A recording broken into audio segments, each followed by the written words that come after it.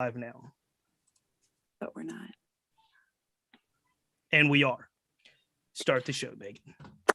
Ladies and gentlemen, boys and girls, children of all ages, you know what time it is. It is Wrestling Chat with Friends. As always, I am Megan Rickman Blackwood, your favorite heel and heels, and I am joined by Cheats, 2 belts, even though he doesn't have any of his belts right now. I didn't bring the belts right now because our guest has belts in the background, and I knew he was going to be flossing, and my toy belts aren't going to be the same, even though, you know, I got a lot of toy belts, but the toy belts don't stack up to the belts in the case. So I didn't do it. Will's like 4 belts. I think he's got you by 2.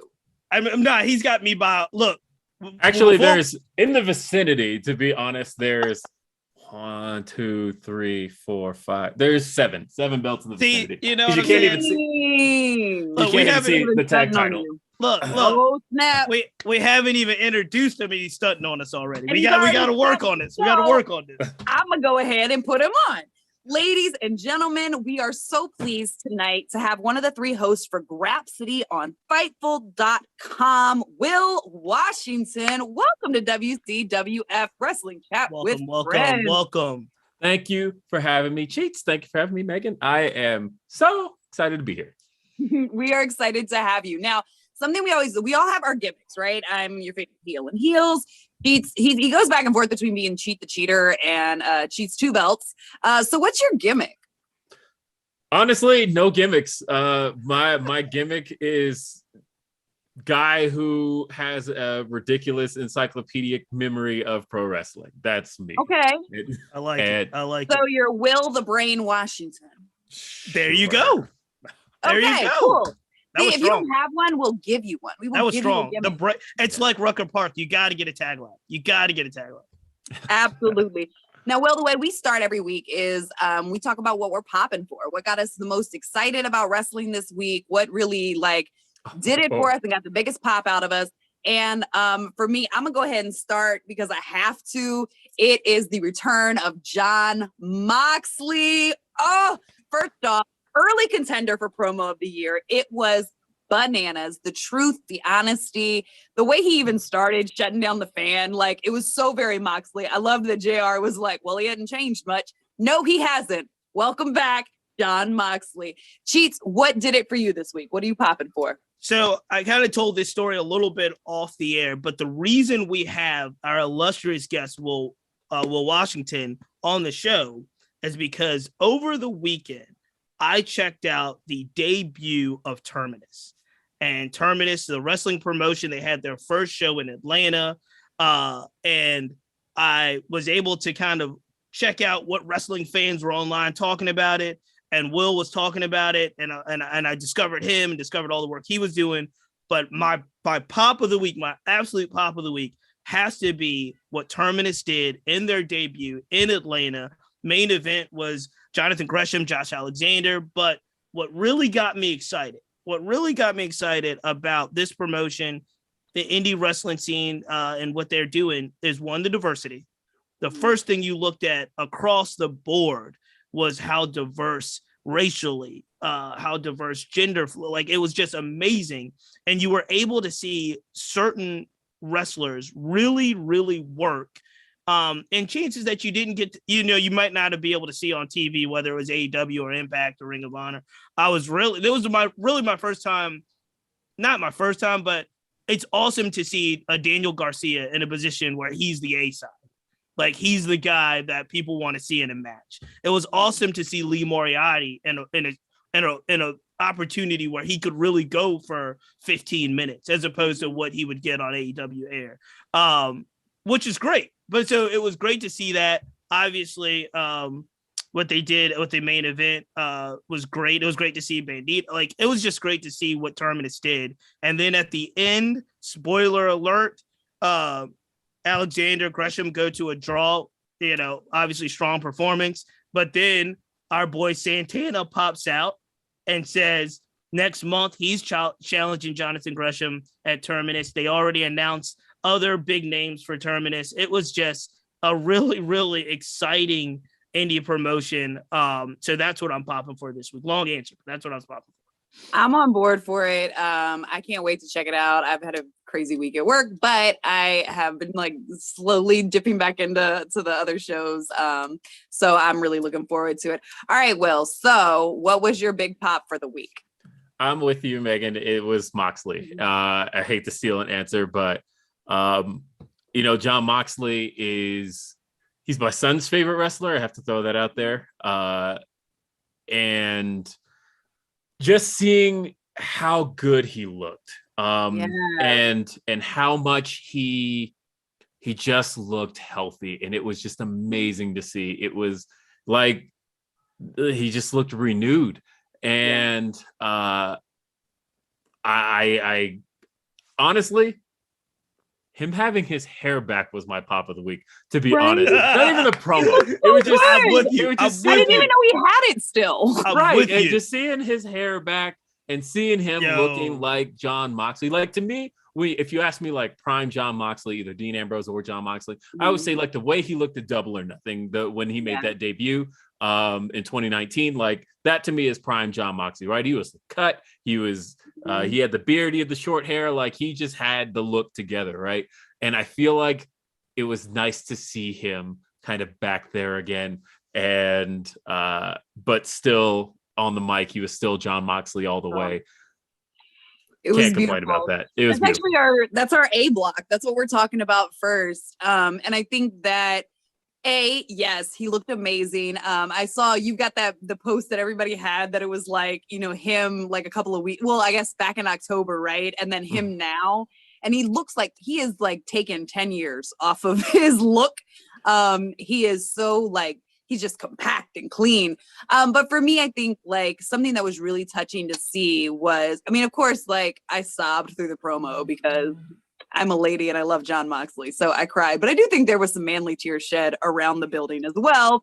But I don't know, like afterwards, just like on Reddit and Twitter, like so many people were like, Moxley's inspired me. I'm going to get sober. Or like, I've got like, and there was a lady that was like, I've suffered from an eating disorder for like 10 years and I have never told anybody, but like, this has like inspired me to like, get some help and like figure some stuff out. Will, do you think we've seen a promo this honest and raw before in wrestling? Not entirely. And I think the thing I liked about it, because I feel like everybody has been conditioned when watching pro wrestling to expect things like this to turn into an angle, to turn into a storyline. We were waiting for somebody to interrupt to basically rain on John Moxley's parade. Mm-hmm. And the one thing AEW's gotten right in this, in the last year when it comes to this type of thing, is just letting the guys do this on the way they want to do it, and then storyline it later. Because like there is a storyline for John Moxley. Bryan Danielson is like the built-in feud for him. But for now, he needed to get that out. He needed to get it out in a very raw, emotional way, in a way that only John Moxley can, in a way that was genuine. And the other time I was referring to is, of course, CM Punk's return, where CM Punk got to just speak from the heart. No one cut him off. There wasn't an immediate storyline. He just came out to speak to the fans and speak in a very raw way. What I also loved was, so they were in Washington, D.C. for Dynamite this week. Mm-hmm. And it was a sold out venue. It was the Entertainment and Sports Arena. Where of course the Mystics play. Now, smaller venue, but I've always said that 4,000 fans in a 4,000 seat venue looks and sounds better to me than 6,000 fans in a 20,000 seat venue, which is what they had last week, which they had more. Last week, they had more fans. They had kind of their average of 6,000 fans, but they did it in a 20,000 seat venue. Looked like hell. This week, they had 4,000 seat venue. Looked, sounded way better. But the point I was making here was that none of that mattered, because as rowdy as this crowd was, you could hear a pin drop when John Moxley spoke, because everybody wanted to hear what he had to say, except for that one guy that John Moxley addressed. But other than that, and that's the reason we could hear him, right? Because like everybody was like, okay, quiet. The man's about to speak. Let's hear him. And I loved how quiet it got. because to me it was like everybody was ready to just hang on his words and hear what he had to say. Yeah, that was something that struck me, was like the silence between like the words. It was like I think it made it. Like there's so many moments where guys are talking and like they want to chant or they want to be a part of, wrestling fans. We want to Cody's promo was that. Yeah. Yeah. But, so it's like, and there's always like the smarks that are like, I'm gonna say something wild, but there was that guy right at the beginning, which I don't know if that guy was a plant or not, but like how perfect of a John Moxley comeback. Yeah. Oh no, he wasn't. Like if you ever met Mox, like it is amazing how just like raw he is and how just like responsive he is. Like my son met him at a meet and greet. I took my son to meet him at a meet and greet just a few months ago, and my son like hates Wild Thing as a theme, right? Like Moxley's his favorite wrestler, hates Wild Thing, and Billy walks right up to him and is just like, John, can you go back to Unscripted Violence as a theme song? And like his immediate response is just like, oh, I'm not in control of that. You got to ask Tony Khan that. And he's like, I had nothing to do with that. I just come out to whatever they play. And and it was just like a great, just like quick response though. And I recognize that. I think instinctively the way John responded and the way that obviously it was a way that you can't do on network television, but he did. I think like, and you could hear what the guy said. It was something like, somebody called a garbage man to get this piece of garbage out of the ring. Yeah, get this trash out of the ring. Yeah. And like John stopped in his tracks, addressed the guy, get him out of here, and then get back to the promo. He said something before that. I don't believe he just said get him out of here. That's true. Well, I think like that's where like Mox, like that's where he shines. And like this guy came up in like, I think it's something to be said about the fact that it was a small arena, right? Because like Mox came up in gyms, going in front of like 8 guys, right? And it was like 8 drunk guys that like didn't want to be there. So right. had wandered in off the streets and we're like, oh, we're at a wrestling show. So like, I don't think there is, it's hard for me to think of someone else who is such a good performer in a live setting that like Mox can go with anything that happens. He's just ready to go. I just spotted the butcher on your shirt, by the way. And I always wear like a weird wrestling shirt. This is like one of my faves. Nice. I think Butch is crazy good. I love him. And the fact that he's like, that he comes off the road, like he's on tour and then he comes and just does like a couple of shows and then goes back out on the road. It's amazing. Okay, so speaking of music, right? Because Butch is obviously the front for a band. Will, you're working on a project right now, aren't you? I am. Literally right before we started. Like, it's not even like a working on like right now in like the vague sense. Like right this second, actively working on right this moment, and I'm pausing from that to talk to you guys. Yeah. Tell us about it. Tell us what you're doing. So I suppose I should speak more on the project itself, which is a project titled Who We Are. And it is a music project for All Elite Wrestling, in which Black producers around wrestling media were all kind of contacted, corralled, and not just producers, musicians, anybody who's music adjacent and also is involved in pro wrestling was asked to be a part of this project. And we were approached about 2 months ago to produce music for telling the stories of the Black pro wrestlers in All Elite Wrestling. And this was like a dream come true for me, right? Like I've had music heard in pro wrestling. I contributed to one theme in WWE that I don't think ever got used. It was an NXT theme. You'd be surprised how much music they just like bank for guys they're gonna call up or just to put on TV. And then I contributed to Sammy Guevara's theme, but as far as like a original production for myself, I haven't gotten to do anything like that, right? So I was excited. I wanted to jump on. I don't rap, but I do make beats. I do produce. Every podcast I've ever done for the last 17 years had music that was done by me. And so I was excited.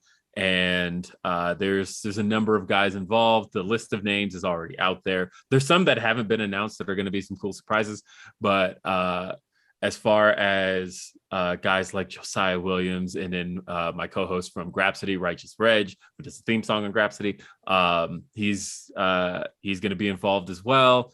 And it's a really exciting time. And I was really excited about the project, and I'm still really excited about the project. I've got I can't even say how many songs I've got on there, but it's more than one. But I'm laying down the instrumentals and working with some great artists to help tell the stories of the talent in AEW, because there's some great talent in AEW as far as their Black talent is concerned, and just getting to hear the stories of Jade Cargill and Red Velvet and the Acclaimed. I will say, because it's already confirmed, Max Caster has an original song on it, and it's not a diss track. It's an original song by Max Caster that's going to surprise a lot of people and really show how much more depth he has than people thought. So it's going to be a really cool project. Who We Are by super dope. Yeah, super dope. Sounds gonna be really cool. Comes out in February. It's going to be a Black History Month project, and that's what it was intended for. I don't think, it was kind of a surprise to us that this got put out there, because we weren't intending to make any announcements until February. But Mark Henry put it out there in an interview, and he was just speaking just from the heart, as Mark does. And Mark just kind of just casually dropped it, that this album was in the works. And so at this point, it became necessary to address exactly what the project is going to be and who's involved in it. And I am involved in that. Super dope. Yeah, that's super exciting. We can't wait to hear what you're working on, to hear what you guys come up with. And I will vouch for Max Caster. I always jump on, he gets on producer and rapper Twitter live things. How they have little rooms now. I whenever I see it, I jump in, and he'll drop bits and pieces of a track, and I'm like, oh shit, Max Caster can rap. He can rap, but he can rap. Right. Well, the funny thing was, he was doing because he was doing original songs for a long time. That was his whole shtick, was that he was doing wrestling and original songs. And then the pandemic kind of really worked out for him, because he was working AEW Dark through those really large tapings where they were doing 20 matches an episode. Yeah. And so he was working those big Dark tapings. And just to add a little flavor to his own match, it was a match he had taped a month prior, right? He does an original song on Sean Spears. And that was the first one. It was I'm not perfect, but neither are you, but I'm better in the ring. You can see that it's true. Yeah. So he did that song. And that was the first time people had eyes on him all of a sudden, because it was a match he had already recorded. It was a match he had already lost. But to add intrigue to it, he did an original song. And then he came back, did another original song. And that was where, of course, that led to Tony Khan having the idea of putting him with Anthony Bowens. And that led to the Acclaimed, which was the original name for the Inner Circle. And then they, but they still had the name in their back pocket. So they gave it to those two. And but the thing that Max Caster specialized at was the original songs, which, he just did the one on Sting and Darby last week. He had the one on my children have been running around singing, especially the 14-year-old. He's going through a goth phase. Mine too.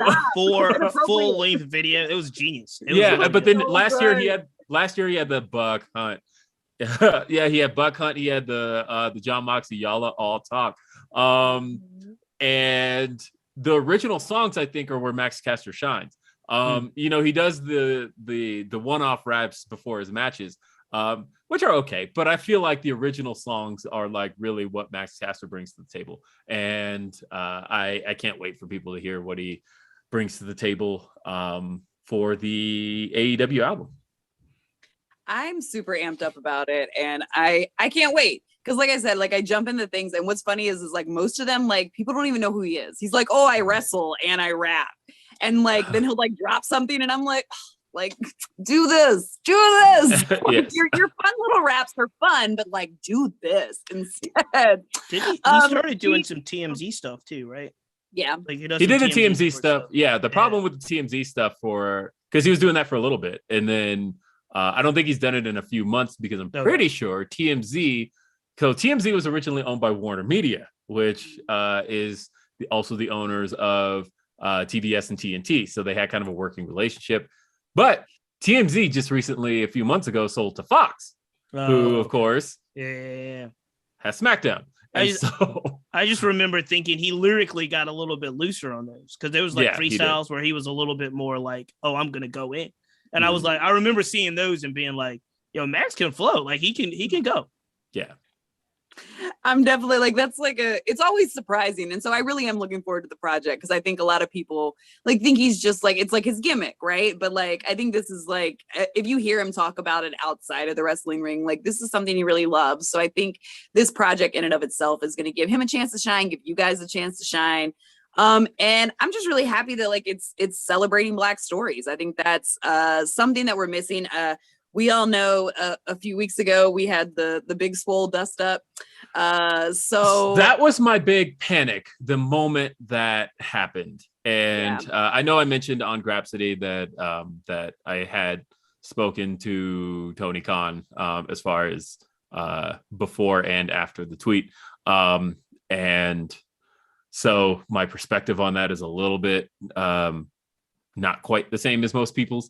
But I will say that that was my big panic. With the moment that happened, I thought, this is all gonna look now like a response to that tweet. Look reactionary, yeah. It's gonna look reactionary. I knew it. I knew the second it happened. I had hoped for a moment that I was like, okay, just let like a month go by. And I appreciate like everybody we all kind of reached out to each other like the night that everything went down. And we're like, are we still good with this? We're still good with the project. Like we're doing something really good here. And there's some great stories to tell. And this may even be a better time to tell the stories now because it's now more important than ever for these stories to be heard. But yeah, I will say that caused a lot of initial panic amongst pretty much everybody on the project of like, you know, this shouldn't dominate. We don't want this to dominate the conversation around the album. And it kind of has. We'll see how that goes in February. Yeah. Well, that's something that I actually appreciated about y'all's podcast when I looked over. Obviously you guys were at the Terminus show, and you guys really center a lot of what you're talking about, what you're posting around Black wrestlers and just celebrating those stories, celebrating diversity. So let's talk for a minute because we all know historically what WWE has done with their Black talent and how they've treated them. Do you think AEW is doing a better job? Like, are they doing a better job of having like descriptive representation, real representation? We kind of go back and forth about this quite often on this podcast. Pretty much every episode. Every episode comes up. Okay. Let's open this one up. So, okay. I believe that WWE's gotten better with representation. And I think that in a very short-sighted way, yes, I think WWE handles representation better than really anybody in the sense that their top acts, as a matter of fact, for over the last year, every championship match on pay-per-view for the WWE title, going back to last January, has been main evented by, or has had a Black person in the WWE championship match.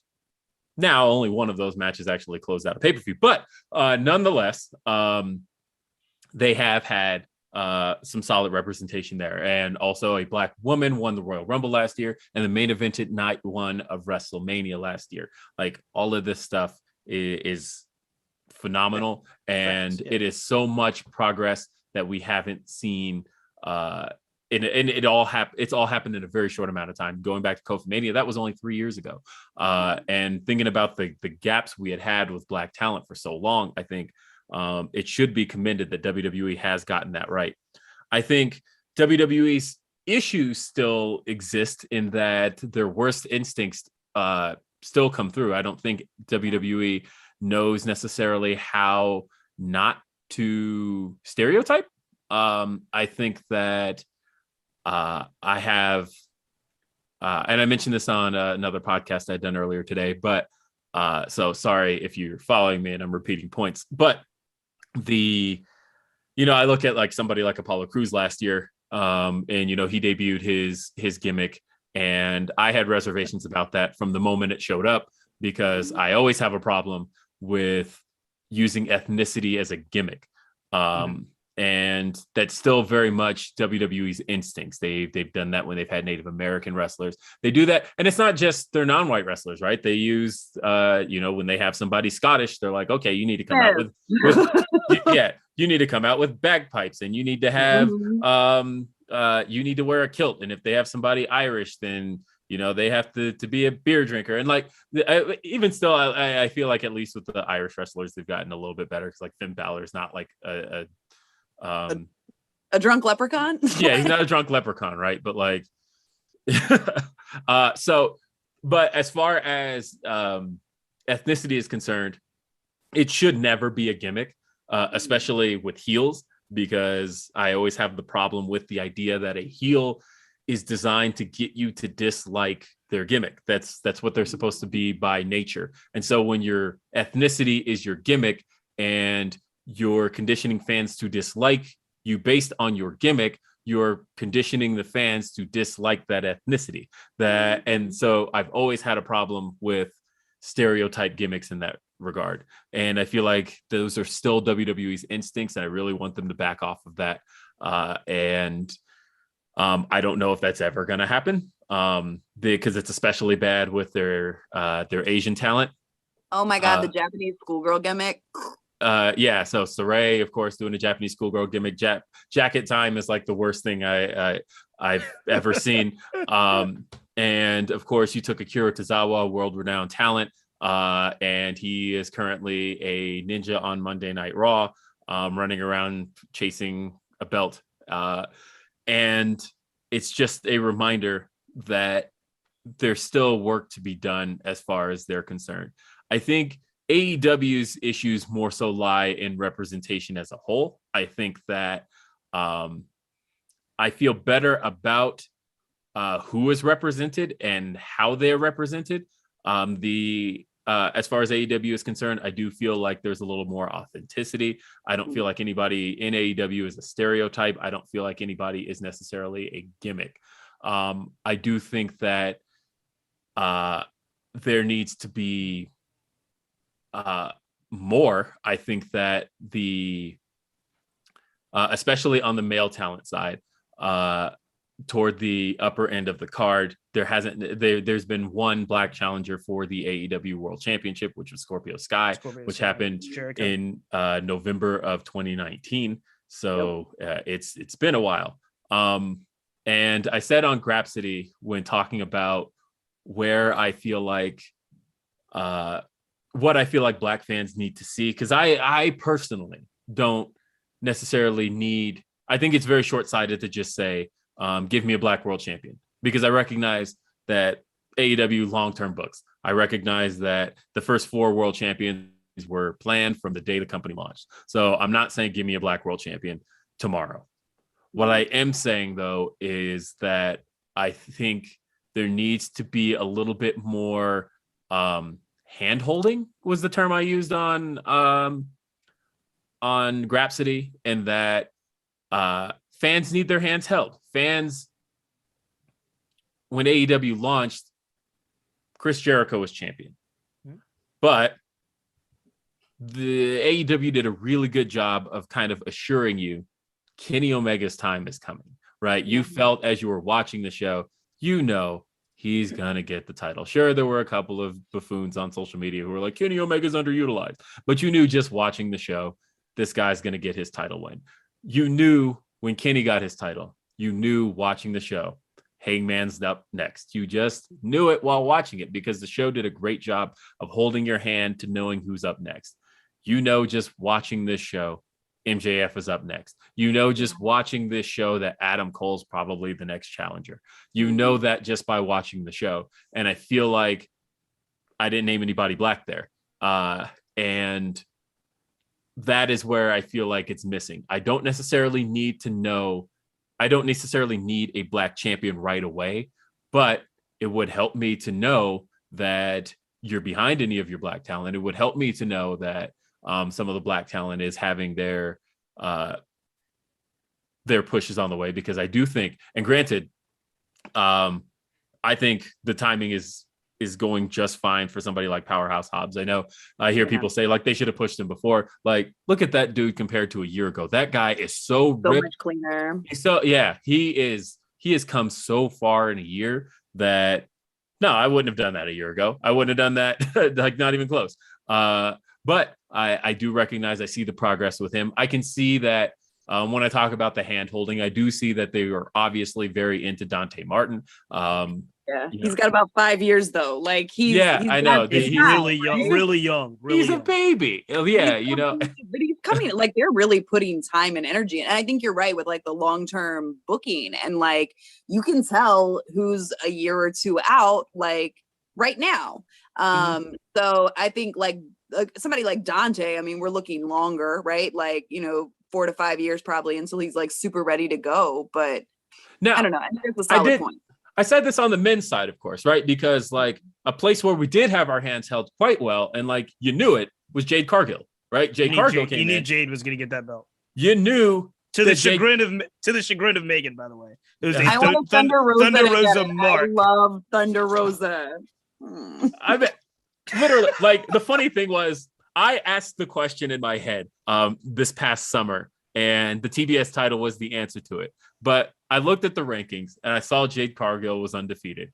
And I thought, how do you justify not giving her a world title match with all of these wins?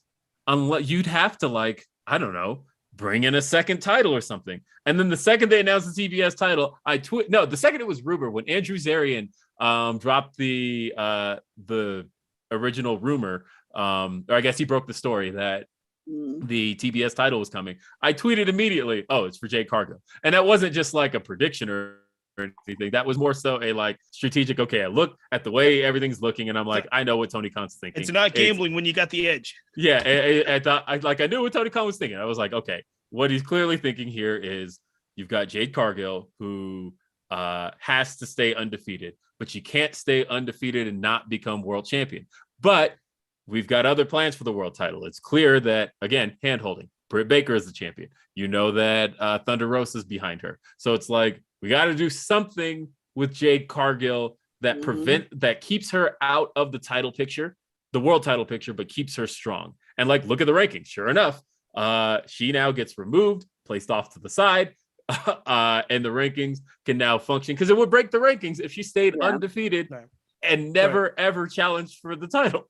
So, because she would always be number one contender. So now she's not a contender at all anymore. She's got her own belt and she's off to the side. And then you can use that to continue to develop her. You can use that to continue to have her answer challenges, because now all of a sudden she's undefeated and she's got a belt. So now beating Jade Cargill is twofold. You beat her, you get the gold, and there's so much more there. But yeah, as far as Jade Cargill is concerned, she was one that we had our handheld for. You knew the moment she came in. She had the match with Shaq and Red Velvet and Cody. You just knew that. And sorry, I got kind of an important related email. Okay. Good. Love it. Breaking news live. That news I can't break just yet, but we just know something's gonna happen. You're holding our hand and telling us we trust this. This is what I will say. Watch Grapsody this Saturday at noon Eastern, 9 a.m. Pacific, youtube.com/Fightful. Hey, there we go. Well, that's a perfect little run into our next segment. Cheats just launched the familypm.com. It's the podcast movement. And we've got a lot of podcasts on our end. And this is something Cheat's been doing forever. So you two, let's chat podcast. This is like something you both have been doing for years. You're both really good at it. I only do this because Cheats was like, hey, you want to jump on Instagram Live? And I was like, sure, I'll talk about wrestling one night. And then this is where we are now. But this is like something both of you guys have been in for a while. So talk shop. No, what we do here at Wrestling Chat with Friends is we really want not only to talk, obviously, the current events of what's happening in the ring, out of the ring on a week-to-week basis, but we want to introduce our friends to our audience and the world and get more of your background, how you got started, what you like to talk about. And your history, Will, is so extensive. I mean, 17 years in podcasting. Long time. And particularly, basically, we follow wrestling and we're in a really great time for following wrestling. We're like one of the best times ever, right? I think so. I thought 2021 that's a year that's going to go down in history. That's amazing. However, I like to say this, Will, you were podcasting before podcasting was cool. You were talking about wrestling where wrestling wasn't as universally cool as it is now. So tell us how, like, just give us the short elevator story, because you obviously can't go through 17 years, but how did it come about for you? Why this medium and how did it take off? Because like you said, now you're tied into all of the companies and working and having a bunch of friends and relationships in the industry. Tell us the backstory of how you got here. Yeah. So, June 18th, 2005 was the first time I had done a podcast. And, and I'll always remember that date. I actually just recently listened to the episode.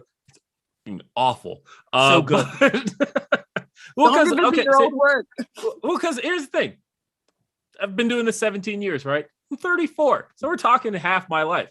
And we're talking half my life ago that I started doing all of this. And I can't math that fast. So how old were you? Were you like a teenager? I was 17. I was 17. That's awesome. That's awesome. And I actually lied on the show because for a long time, my longtime listeners, and I have a lot of them, but my longtime listeners had noticed the inconsistencies in how, like, I stayed one age for about 4 years just to like catch myself back up. Because originally I was like, nobody wants to hear a 17-year-old, so I'm 20. And like listening to it in hindsight, I'm like, I don't sound like I had the wisdom of a 20-year-old at all. I definitely sounded like somebody like just out of high school. But because it was like the day after I graduated high school, I was like done, and I wasn't sure what I wanted to do. But yeah, I was. Podcasting wasn't cool at the time. As a matter of fact, podcasting. It's funny that when I say podcasting now, if I remember I had a really young coworker who I mentioned podcasting to, and I was talking about how people had to download podcasts to their iPod. And he was like, wait, that's the pod in podcast? I was like, yes, it is.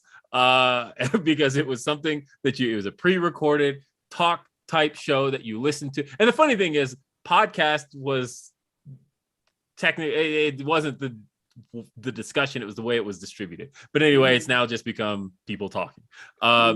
But we, at the time, I was really into tech. I'm still really into tech. My day-to-day job is that I'm a software developer. I love tech. This is what I do. And I remember Tech TV had a show called The Screensavers. It later became Attack of the Show, but they took a live caller, and as a matter of fact, his name was Matt Bischoff. I remember that live caller. He called in to the show and asked him to talk about podcasting. And I remember one of the co-hosts, Martin Sargent, was like, what, podcasting, what is that? And Kevin Rose goes to look for what podcasting is. And he accidentally types postcast, and like a porn pop-up comes up, and it was a hilarious. And everybody laughed, and it was a fun time. And then they ended the show right there. And I remember thinking, wait, they never answered what podcast was. And so I went online and started looking at podcasts. I'm like, oh, this is kind of cool. And so I thought, this is something I want to do, but what do I want to talk about? I knew I wanted to talk about something, and originally I wanted to do something about tech, but kind of all the podcasts around at the time were about tech. Yeah. And so I thought, okay, talking tech's probably overdone. What else is there that I could contribute to? And I thought, well, I know pro wrestling. I know pro wrestling really well. So I want to talk pro wrestling. And I happen to be a member of the IGN Wrestling General Board at the time. And that was a message board that had hundreds of users at the time. Oh, wow. And so I had approached 3 other friends from that message board, Michael Z, Anthony Scatz, Nick Marsico. I approached the 3 of them, and I had asked them if they were interested in doing a podcast with me. They said, what's a podcast? Don't worry about it. You just show up on Skype. We'll talk. I record it, and then I put it out. And we just put it out for the message board. And that was the original push, was we just put it out for the board. And somehow it made its way outside of the board, because Michael Z was also writing for a website that no longer exists called the DDT. And so he was also pushing it on the DDT. And all of a sudden we had an audience from outside the board, and people started coming to the board to talk about the show. And next thing you know, we have an audience and we have fans, and we're doing this thing. And then we turned, that became RBR Weekly Wrestling Talk, RBR Weekly Wrestling Talk. Then launched, and we were only the 3rd ever wrestling podcast at the time. Wow. So the other one was Smart Wrestling Fan, which is still around, and another show called Revenge of the Wrestling Fans, which is no longer around. So RBR went a long time, and I did that show for 16 years. I only just recently stopped doing it back in September, and I did that in order to launch Grapsody. So yeah, I've been podcasting a really long time. I love talking, and I love talking to people. I like having conversations with new people, and it's for example, for those that don't know, these 2 here, Megan and Cheats, I've never spoken to them before an hour ago. First time. Before time. Right now. But I love talking to people. I love talking to new people, and it's always a blast. And just podcasting is something I have a blast doing. For a little while in there, in between hosting RBR Weekly Wrestling Talk, I also hosted a show called Now Playing Now back in 2008, and hosted that from 2008 till I think 2012. We reviewed movies. So I did used to be a movie reviewer. Nice. And yeah, I now have produced podcasts left and right. I used to produce Mike Bennett and Maria Kanellis's podcast, both their podcasts I did. They had an original podcast, Mike and Maria in Wonderland, before they joined WWE. And then they did Non-Essential Wrestlers after they left WWE. I produced both of those. And so I've got two questions. Okay. And one, you mentioned already kind of in the narrative, 16 years on a show that you founded. It's such a long time. And obviously you recently said goodbye to that to start Grapsody, which is obviously a wonderful opportunity. But tell us a little bit about just that decision-making of something that you created and ran for 16 years to say, okay, it's time for me to move on or do something else, which also you're initially part of. So it's not like I'm leaving to do my own thing. You had your thing, and now you left to do something bigger. Explain to us a little bit how that happened. So really it was just a combination of things. And sorry, I'm responding to a really important text. No, it's great. But it's great. It was a combination of things. There was no bitterness or anything like that, and I'm glad the show is still running. I'm actually really glad the show is still running. I haven't had a chance to catch it recently. I was on the show for the year-end awards just a few weeks ago, and I actually went to Terminus with B-Rob, who hosts the show. I'm still friends with everybody there. But for me, it was there was a number of things. One, I did feel like, and some listeners have mentioned that they could pick up on it, that I was very much the topic of Black representation in pro wrestling and Black fandom in pro wrestling was very much heavy on my mind, and it almost kind of dominated pretty much anything I would bring to the table as far as RBR was concerned. And so I did feel like maybe I needed a different platform for that. So there was that piece of it. And then the other piece was, I think I was just ready to do something new. Yeah.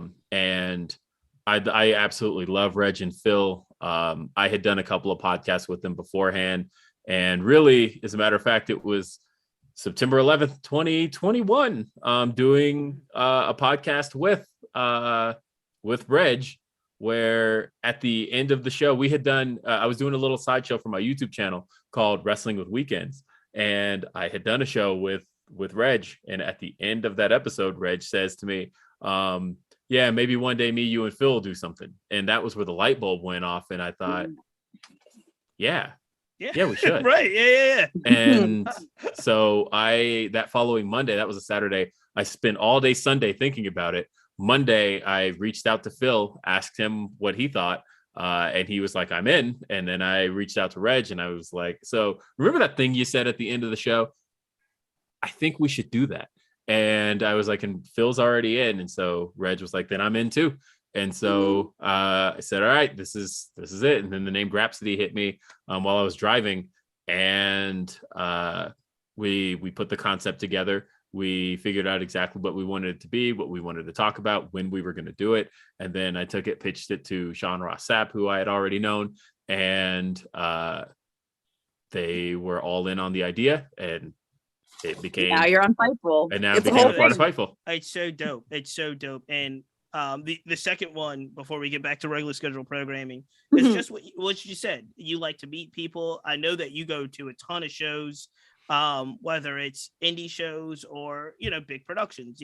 So over this course of obviously a very long time, you've been able to just meet a ton of folks in the industry, and not just talent, but people around the business and so forth.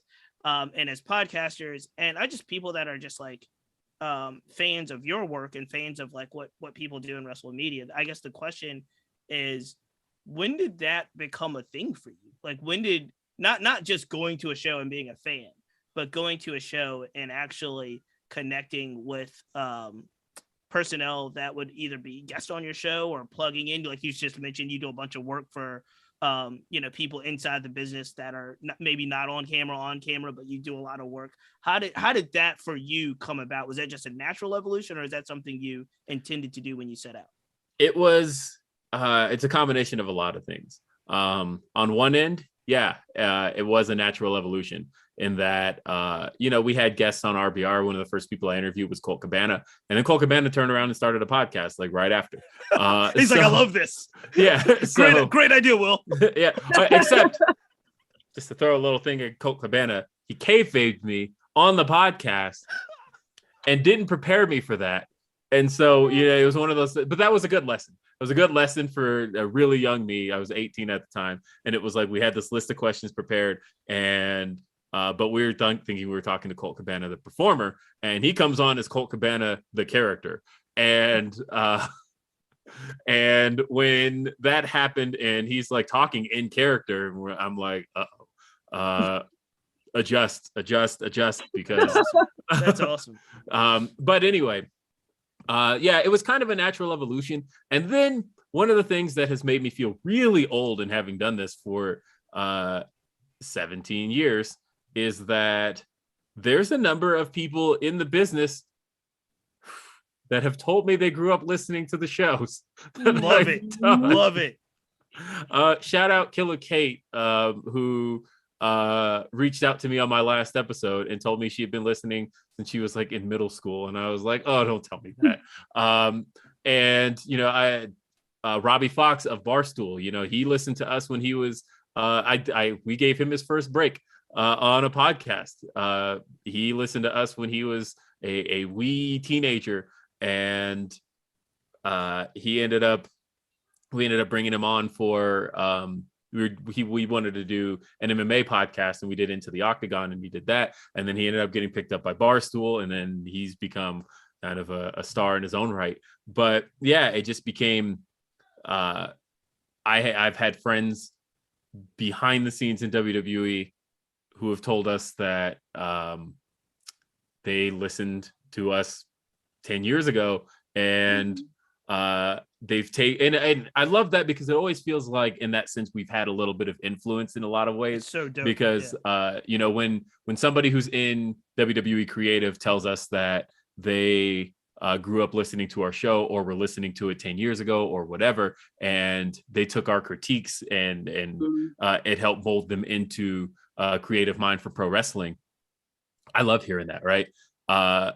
Because sometimes, and to hear it from wrestlers too, because I'm not a pro wrestler. I've never been a pro wrestler. I'm related to one, and he's really good, but I'm not a pro wrestler. But one of the things that I was just talking to my dad about yesterday is that sometimes I think one of the things we offer as pro wrestling analysts is a perspective from outside of the weeds, that sometimes when you're in pro wrestling, you tend to see things not through the eyes of a fan.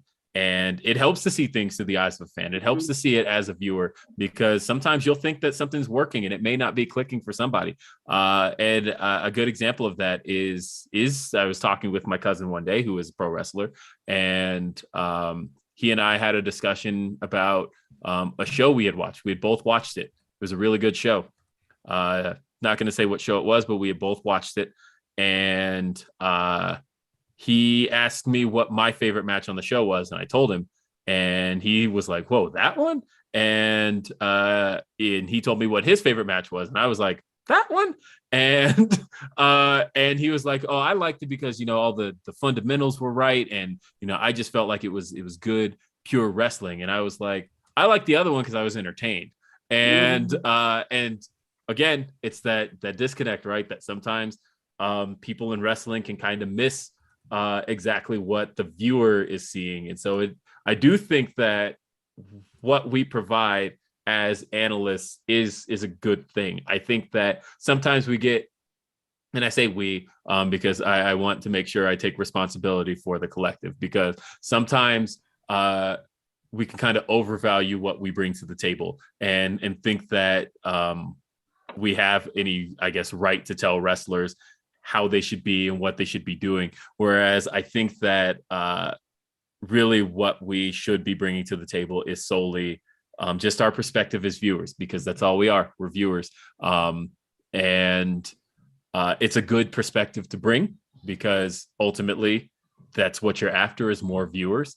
But at the same time, it helps to just remember that that's who we are. Well, may we all be marks for life. That's where I want to stay, right? Like, Always. I'm enjoying being a mark. I will do my job. I'm going to sit in the audience. I'm going to boo. I'm going to clap, and I'm going to enjoy the show. And I do really appreciate that perspective. And I think that kind of moves me into what I wanted to talk about next, which is something we've been seeing at AEW recently, is bad fans. We had one last night for Mox.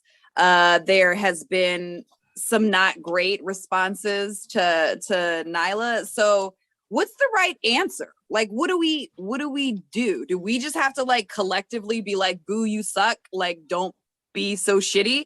Or like, is the right response like letting the wrestler call them out from the ring? Like how do we respond to that? Because we're starting to see it more and more, and it really kind of pains me to see, because I'm like, that's not us. We love you. Don't do that. And it's hard because I don't work themselves into a shoot. Because I don't feel like these are actual fans of the show. And I say that because, like, look at the guy, the Nyla Rose guy. Look at all his signs that he had before the Nyla Rose sign. The other sign he had said, the Undisputed Era is greater than the Hardly Boys. And there's only one person who's gotten by using the term Hardly Boys, and that's Jim Cornette. And so we know that this is a guy who definitely picks up his views and opinions there. Thing is, Jim Cornette, not an AEW fan. He's liked a little bit of their stuff lately, but for the most part, that guy doesn't like AEW. And he has rallied his troops against it. And there's a contingency of people who would spend their money, their hard-earned money, assuming they work for it. But they will spend their money to go to something that they hate, go to something that they're there to troll. Yeah. And I feel like that fan was one of those types of people. The guy who ran in at Road Rager in Miami, I was there. The guy who ran in and tried to get Chris Jericho during his entrance. That guy then jumped on Twitter and was like, hey, Vince Russo. He tagged Vince Russo and Jim Cornette and was like, hey, you guys, I did this for you. You know, I do think that it's somewhat rooted in the tribalistic idea that we have to take these companies down, that it's not just, hey, I don't like this, so I'm just not going to watch it. It's, hey, I don't like this and people need to know I don't like it, so I'm going to go there. Because again, I don't know that the guy from last night, the John Moxley guy, was a Jim Cornette guy, for example, but I know that Jim Cornette rails against Moxley all the time. I think I don't. Does he call him a piece of trash or a garbage or anything like that? Because what is it? He calls him a balding plumber, I think is his go-to line for him. I don't know. I only ever see Jim Cornette stuff in clips that people send me. But again, either way, I'm not even pointing that one at him, but I am pointing it at the fact that there is there are fans online who who through the Twitter accounts like AEW Botches and things like that. You know, there was the moron who brought the sign for the troll accounts on Twitter to celebrate them. And I just thought, you spend all of your time on Twitter trashing this show and you bought a front row ticket to put up a sign to get kicked out in one match. Right. Like, I hope you enjoyed Dark. Like, I hope that was good. Like, Dark taping. Like, go home now. And I just feel like I think a lot of it is this culture of just wanting to be heard, because I say that to say the guy who got kicked out last night from Moxley, I don't think he's owned up to it yet. However, I will say that the Nyla Rose guy, he felt like mission accomplished. He felt like he didn't even care if he didn't see the rest of the show. He made a statement and it was mission accomplished for him. The guy who got kicked out of the guy who jumped the rail at Road Rager, for him, he felt like mission accomplished. Even if he was on screen for 2 seconds, to him, it was mission accomplished. The John Moxley heckler last night, he got acknowledged on TV. He's going to feel like mission accomplished. And I feel like, I don't know what the right answer is, because if we shout these guys down, they're going to feel like, you know, it's the old meme of, have you seen that meme of the guy who's like pissing his pants and everybody's pointing at him and he's like, rent free. And because, you know, it's like, while we may think the answer is, you know, oh, let's chastise them, they're going to feel like I'm living rent free in their heads. They're acknowledging me. So I don't know what the answer is, because it just seems like these people want to make themselves a part of the programming and make themselves a part of the show in a really disruptive way. And the problem is, it works, because that guy was the topic of discussion. As far as he's concerned, to his friends, he got John Moxley to acknowledge him. He got people to talk about it on Twitter. He got John Moxley to drop an F-bomb on TBS. So I don't know what the answer is. I don't know how you fix this. And I wish I did, because it sucks. It really sucks. And I do think it should go away, because there was also the guy who called Powerhouse Hobbs Big E the other week. And I don't know what you do about any of this, but I wish it would go away. Me too. I think it's like, it kind of goes back to what you were saying about, like, you know, like, we have a role to play, and it's not that. Like, our job is to be there to enjoy the show. We're supposed to boo, we're supposed to cheer, but like, something I've always enjoyed, like, Cheats and I both kind of admitted to you that we work in politics outside of this. And what I've always enjoyed about wrestling is, like, there's not so much thought that has to go into it. Like, I know when I'm supposed to boo. I know when I'm supposed to cheer. I don't have to put a lot of thought into, like, who's the bad guy, who's the good guy.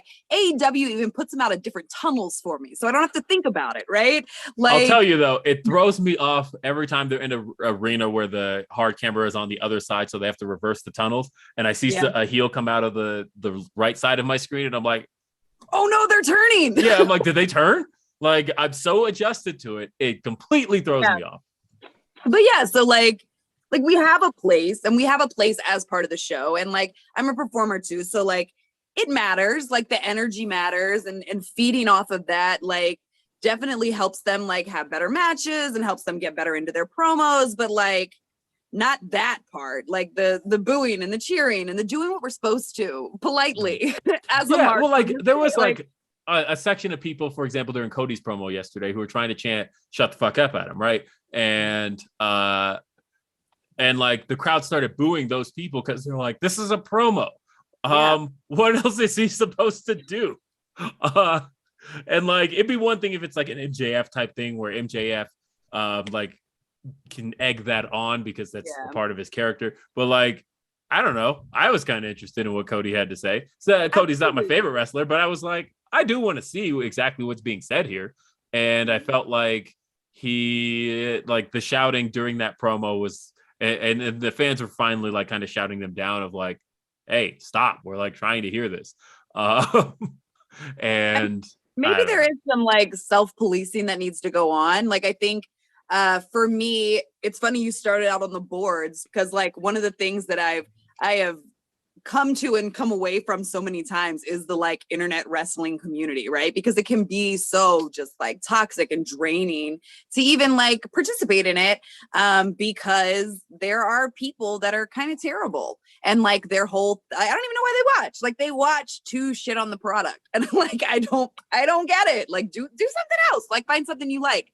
But to see that kind of bleed over into the actual productions has been not that great. It's made me a little sad, not gonna lie. So that actually brings us, Cheats, when do we actually go on the air? Because you know I'm always watching our time. Like it's my job to keep us on time. Are we way over? No, I think we're getting there, but we're not over yet. Okay, so that brings us to how we always end the week, which is we always end with our heel of the week, right? And usually it's non-wrestling related, but I can't be non-wrestling related this week because that dude at the thing that, well, I don't know, it kind of made it better for me because it was a very Mox moment. But, and I think this was my heel of the week last time I had a heel of the week. It's the IWC. It's the people that are trolling, that are coming. The guy last night that dared chant at John Moxley. We all knew he was coming back. Like, be nicer, people. You, sir, are my heel of the week, Mr. Anonymous Screamer Man. Cheats, what do you got? You know, there's a lot of options, and so, and just so Will knows, we do go outside of the ring for this. So it's supposed to be your heel of the week outside. It is, but I couldn't do it this week. But I understand. But obviously, as you guys know, we just celebrated Dr. Martin Luther King Jr.'s holiday. Obviously, his birthday was over the weekend. One of the things outside of shows like this is I'm a huge like civil rights movement. Like huge. Is mark the right word? I'm a huge civil rights movement mark, and like history is of that time period, and history of that fight for equality. And how it kind of applies to today is always something that I'm always thinking about. It's always in the forefront of my mind. And so it's ironic that we go through, obviously, Dr. King's birthday, we go through the holiday celebration, and then we get to this week where we are unable to successfully pass voting rights. Like, if there's things, I'm talking about the United States. The United States Congress is not able to pass voting rights. And so the challenge that I think all of us face in regards to where we are now is trying to kind of rectify and justify what modern day kind of like fights for justice and equality look like. And so I say all that to say, if anything that anyone should universally be able to agree on is that everybody should be able to vote. Everybody should. It's like the biggest no-brainer of no-brainers. If you don't want people to vote, then I question your message, because it's clear that you don't think you can win everybody else over. And so therefore you want less people to be able to vote. Absolutely. And I think absolutely. No, you're exactly right. So my heel of the week outside of the ring is all of the people that voted against the Voting Rights Act and the people that supported the people that voted against the Voting Rights Act. Because if we can't agree on anything in this climate, in this country, it should be that everybody should have the right to vote. So there you have it, Megan. Bang. You can't say it because you're national, but I'm state, so I will. He means Kirsten Sinema and Joe Manchin. I'm not going to get you in trouble with your boss. No, see, here's the thing. Here's the thing. The heel of the week. Here's the thing. You obviously those two have gotten a lot of press, and I'm not happy. However, there was also, 49, 50 other people that voted against that, and I think we'll hit it right on the head. If you're trying to subtract people to win your argument, you have a flawed argument. If you can add people, I want to be at the table where we add as many people as possible, different perspectives, and see if we can get to a resolution. If the only way you can win is to say these people can't participate, then you have a flawed argument. And that's where we are with this. Absolutely. Well, Mitch McConnell did say that African Americans vote as much as Americans. That was today. Yep. Thanks, Mitch. Good old Mitch. Okay, Will. So we'll have that. We don't want to put him on the spot. Does he have a heel of the week? Do you have a heel of the week?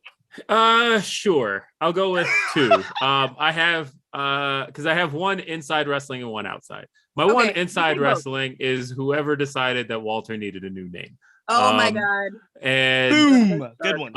And not just that, but decided he needed a new name 3 years into his WWE career. It's not like this is a guy who isn't a title or didn't have the longest reign with a title, already. Who hasn't had match after match after match. Like, as my buddy Paul Griffin likes to ask, why does nobody in this company ever say why? Why is this happening? Because I logically, let's forget about all of the things you know about pro wrestling. Let's just take the show at face value. Logically, Walter having won as many matches as he's won, why after this one particular match would he stop and go, actually, my name is Gunther? So you mean to tell me that for 3 years we've just been getting your name wrong? Is that what's happening here? Why? No, but why? So there's that one. My non-wrestling and non-human heel of the week is actually COVID-19, mainly because it's kind of ravaged my household. I'm somehow the only one who didn't get it, but my wife got it, my daughter got it, my son got it, all this week. Stay in your producing hole. That's safe. Stay there. I went to an indie show this weekend. You were at Terminus. I was at Terminus. I was in the front row. You can see Mike Bennett give me a hug during his entrance. Which, as I mentioned, I produced this podcast.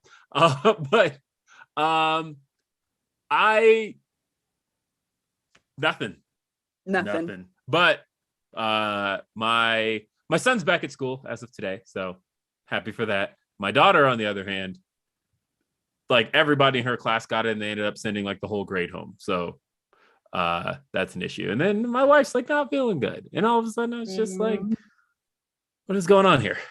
So yeah, COVID-19. You are the heel of the decade. I can't tell you how many times since the show has started. It was Delta, now it's Omicron. Every couple of weeks, COVID-19 is the heel of the week. It's been universally a heel of the week because it just stops the work. Can I ask for one point of privilege with Will? Just one, because I know we got to go, but since Ty's not here, we don't have to do his match. Oh, true. Can you give us just a quick 2 minutes about your feeling reaction about Terminus? Because I talked about it as my pop of the week. You were there. Yes, I was there. What did you think? Yeah, so it was a hoot. Being there in person, being there front row, and of course, I've had Baron Black on my shows, and love Baron Black, love Jonathan Gresham. I thought that they did a great job kind of pooling together the talent of the world, right? Because, we had Impact represented there. Moose was literally on the card and brought the Impact World Championship.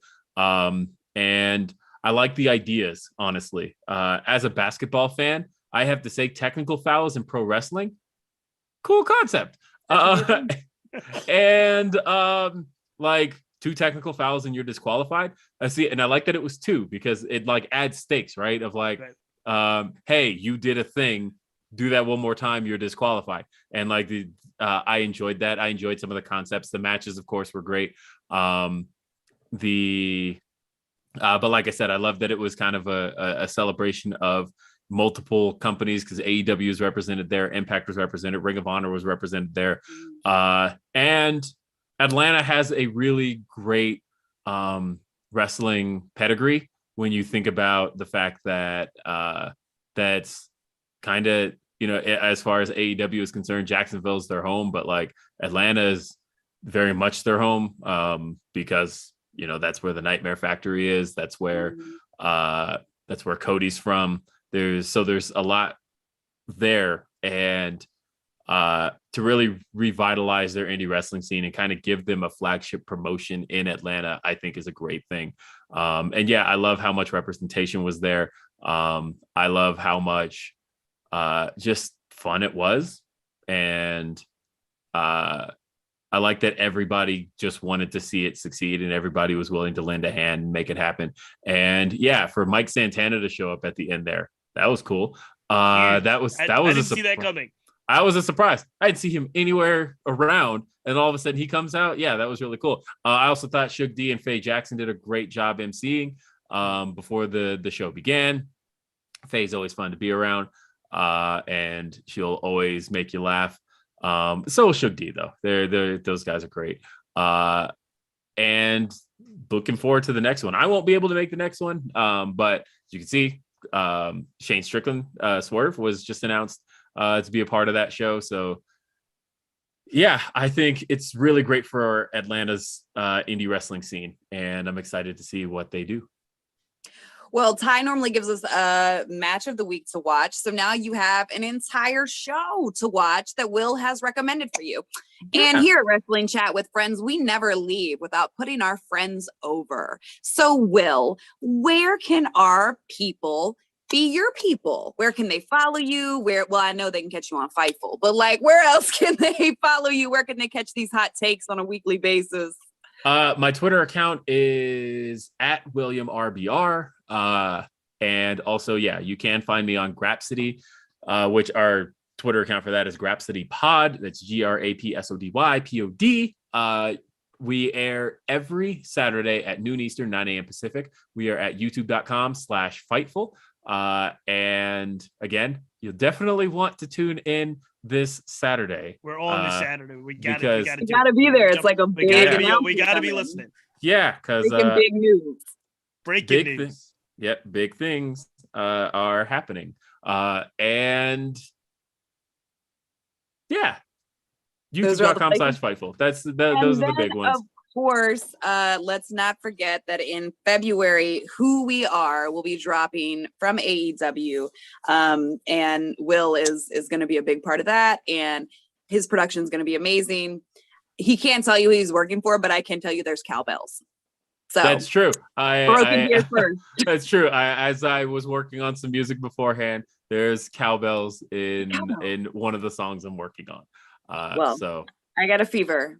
There's only one cure. More cowbell. Okay. Well, WCWF is never over until we count it out. So 1, 2, 3. We'll catch you next week. Thank you so much, Will, for being with us. Thank you all for tuning in. We love you, and we'll see you then.